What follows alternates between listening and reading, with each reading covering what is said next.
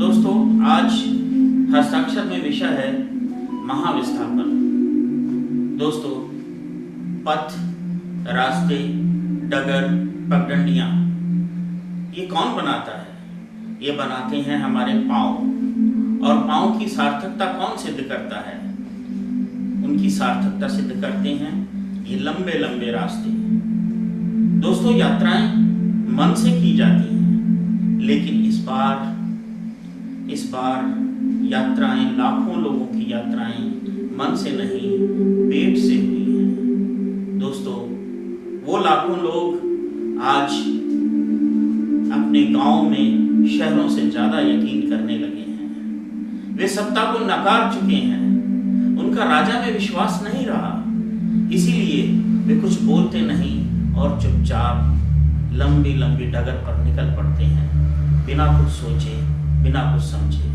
आप उनसे सवाल करते हैं, वे चुप रहते हैं। इसका अर्थ यह हुआ कि वे सत्ता पर एक बड़ा सवाल या निशान लगाते हैं कि अब वे इन शहरों में नहीं रहेंगे, अपने गांव जाकर ही दम लेंगे। उन्हें पैसे वाले लोग, सत्ता वाले लोग रोकते हैं, वे रुकना ही नहीं चाहते। वे जानते हैं सभी पैसे वालों की गरीबी, इसीलिए वे सतत अपने घर जाना चाहते हैं। लगातार चल रहे हैं और चल रहे हैं इस आस में कि वे अपने गांव पहुंचेंगे, वो गांव जहां घर है उनका, जिस घर में उनकी माँ, उनके बाबूजी उनकी प्रतीक्षा में है।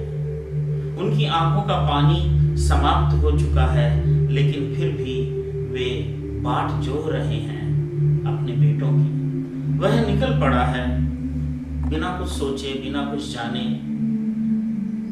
वह न जाने कितने सपने जो अपने गांव से गठरी में भर कर लाया था, आज वही गठरी सर पर उठाए वापस गांव की ओर चल दिया है। हजारों सपनों को कंधों पर बैठाया हुआ है, वह भी गांव की ओर लिए जा रहा है। दोस्तों, यह हमारा देश है। इस देश में दो देश रहते हैं। एक देश सड़कों पर चल रहा है, एक देश घरों में बैठा है। कितनी ही कहानियां, कितने ही सपने उसकी आंखों की रेटिना में जमा हैं। वही सपने, वही कहानियां इस कविता के माध्यम से सुनते हैं।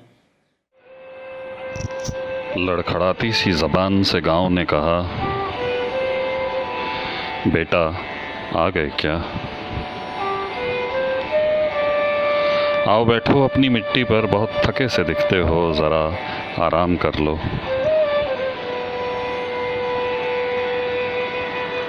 शहरों में तो अब मिट्टी रही नहीं।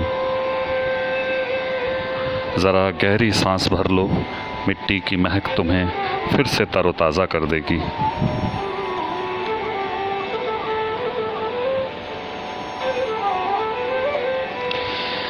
सालों हुए तुम सबको गए हुए, यहाँ मेरी आंखों का पानी भी बहुत नीचे उतर आया है, मगर कुछ पानी बचा के रखा है तुम्हारे इंतज़ार में। आओ पी लो।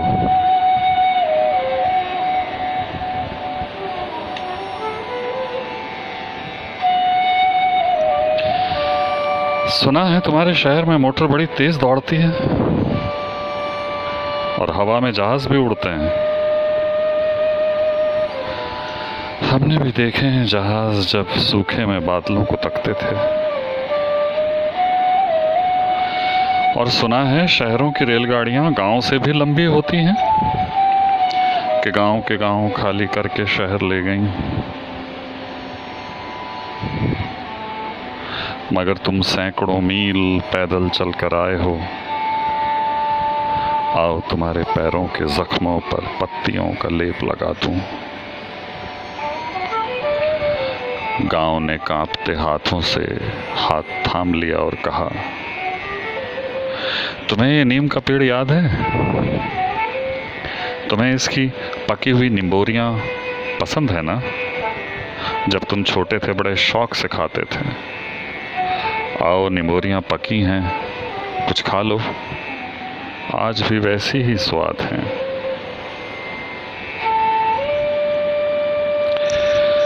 पीठ पर प्यार से हाथ रखकर गांव ने कहा, अरे भाई ये गठरी तो उतारो सर से, बड़ा बोझ मालूम पड़ती है, मुझ पर रख दो सब, अभी बहुत दम है तुम्हारे बूढ़े गांव में, तुम्हारे जैसे कईयों के सरों का बोझ अभी भी उठा सकता है।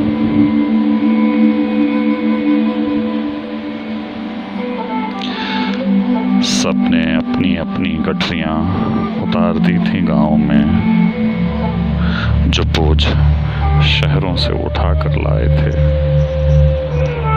जो बोझ शहरों से उठा कर लाए थे।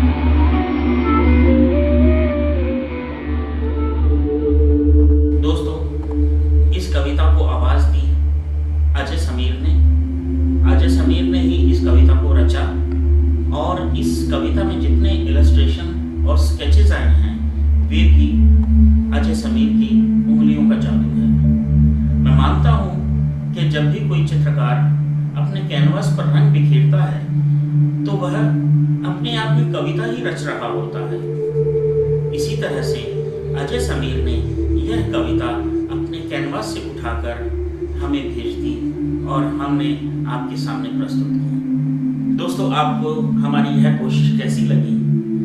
अगर अच्छी लगी तो आप इस चैनल को ज़रूर सब्सक्राइब करें, बेल आइकन दबाएं और अगली हमारी पेशकश का इंतज़ार करें। धन्यवाद, बहुत बहुत शुक्रिया।